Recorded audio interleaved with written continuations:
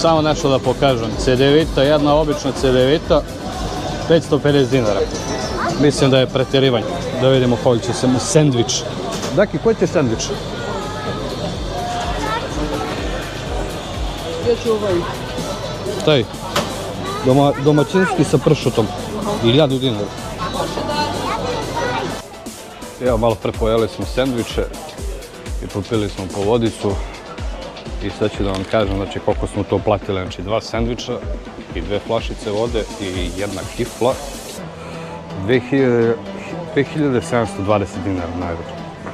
Znači, ako mi ne verujete, evo ovdje, 2720 dinara.